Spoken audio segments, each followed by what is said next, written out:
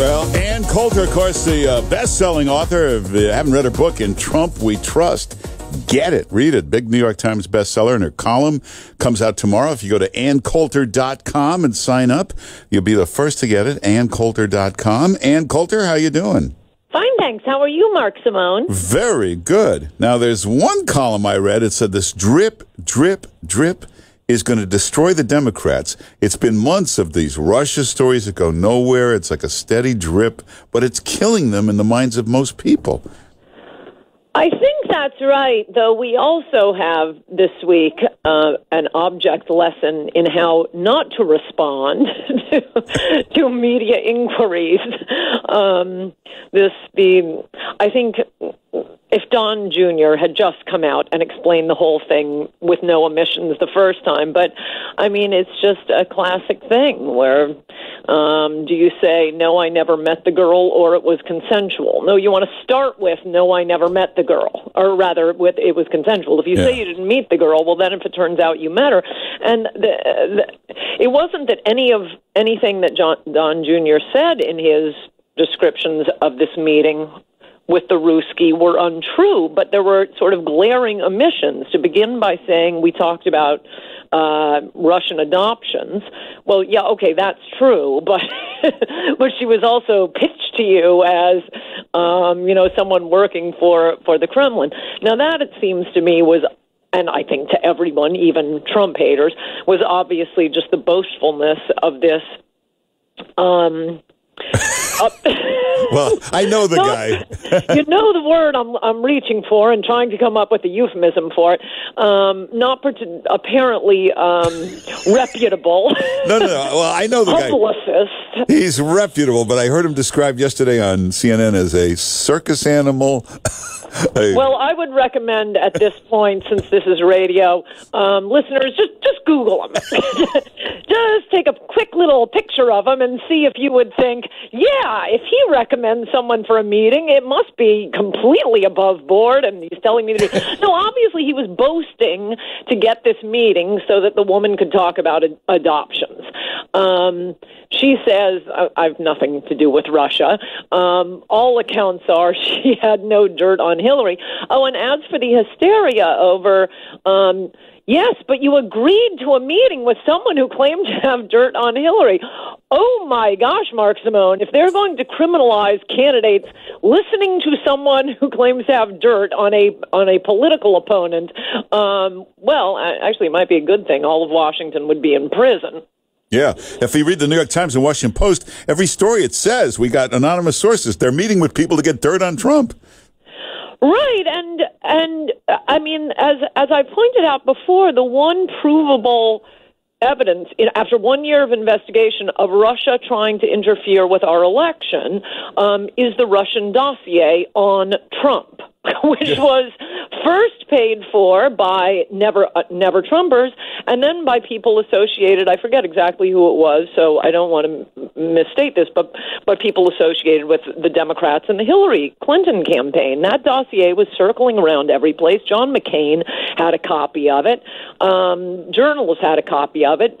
BuzzFeed finally published it. And, that's actual completely ridiculous, but Russian intelligence gathered by a British spy. So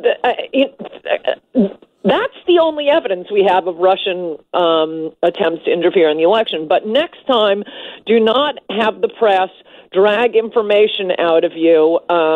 Yes, Lincoln was at the play. Oh, yeah, I forgot. He was shot. Yeah, well. Why, yes, he died. So just lead right in with the headline news. Roger Stone says you should just start prosecuting the Democrats. The Democratic officials met with the Ukrainian government and received dirt on Trump. Just start prosecuting them for that. Or the surveillance at Trump Tower, the unmasking. Just start prosecuting people for that. You could do it today. Yeah, I think that isn't a bad idea. And don't forget the Loretta Lynch meeting with Bill Clinton. She's the Attorney General of the United States, meeting with a candidate's husband as that candidate is under investigation. But I really think what Trump should be doing this week to distract from this whole thing is break ground on the wall. Well, they are working on the wall. Have you seen some of those plans with the solar panels on it? It looks good. So far it's just pictures. I want ground broken. And boy, would that distract the media. Yeah, it's actually a good idea. That would rile them up even more. I kept both papers today, both fake news official papers, New York Times, Washington Post, big stories. White House in crisis. If you talk to people in the White House, do they know they're in crisis?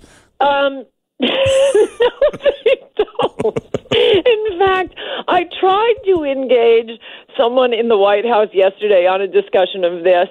And that person had no idea what I was talking about. No, they're just going about their jobs, they're not following the Russia stuff at all. You can't pay attention to this. We have to get work done.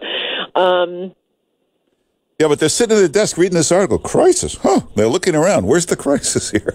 I mean, I suppose if you were going, it's not exactly a crisis, but there does seem to be... there do seem to be some people in the White House leaking and worried about the Russian investigation and so on and so forth. But again, to get everybody's mind off Russia, break ground on the wall. Also, I think it should be mentioned because you will watch MSNBC and Fox News and think you're living in two different countries. As usual with anything involving Russia, there's a lot of hysteria and hyperbole and epithets being thrown around. I mean, every time anything Trump does, he has his McDonald's hamburger and it's treason. It's treason. I think this is potentially treasonous. We're going to need an investigation. Okay, maybe we need an investigation, but I would also recommend that people look at Jonathan Turley, liberal law professor. You're probably familiar with him from DC, saying, "Oh, come on, there's nothing even approaching a crime here. You're allowed to listen to people who claim to have dirt on your opponent. What do you think campaigns do?" And by the way, there was a lot of dirt that this idea is implanted in people's brains that, well, of course, this was the meeting where they set up, hey, and then you guys get WikiLeaks information on how the DNC is trying to tank Bernie Sanders.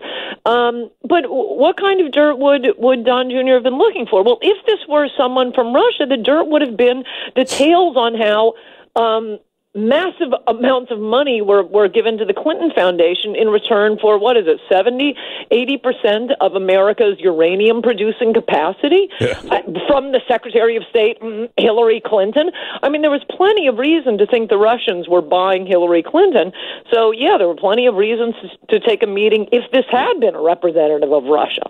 You know, on Twitter, sometimes you get people put up really bad comments on something you put on Twitter. So I always block them because there's a problem with Twitter. You can't just delete the comment. You have to block the person. So wait, people commenting on your tweet? Yeah, they'll say something, really nasty.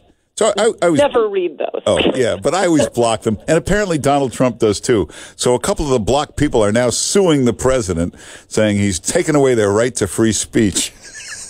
Oh, that's hilarious. Well, now they know what it's like to be getting these warnings. Milo was thrown off Twitter. Milo Yiannopoulos, hilarious right winger.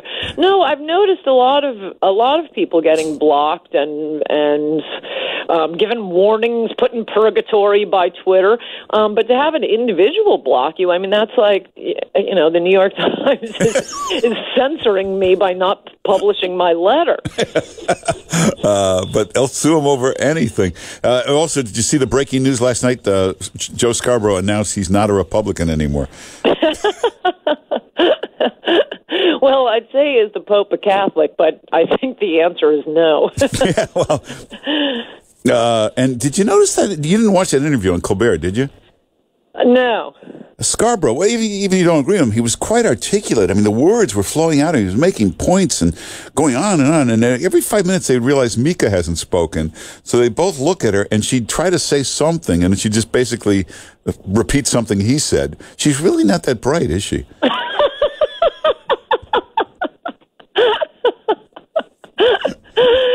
Like doing an interview with Artie Lang. You're trying to get me to say things publicly I don't want to say. Oh, I didn't realize.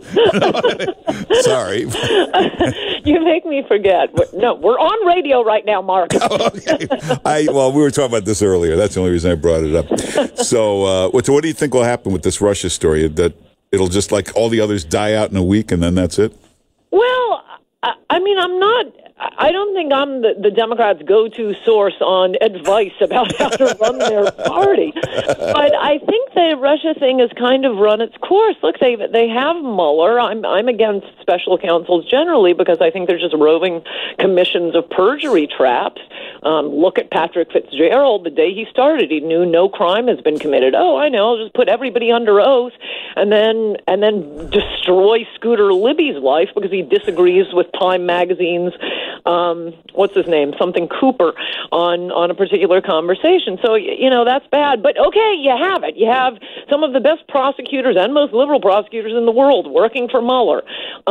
If I were the Democrats in Congress, I would really start thinking about how are we going to win the Trump voters back? What are we going to do for America, for America's working class, for jobs?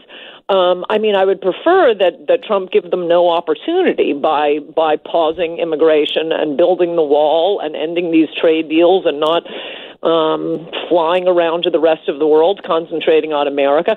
But there are a few little openings here where if the Democrats were smart, there are things they could do. That's right. Very good point. We're out of time, but everybody get Ann Coulter's book, In Trump We Trust, if you haven't read it. And follow her on Twitter, follow her on Facebook. And her new column comes out tonight, right? Yes, it does.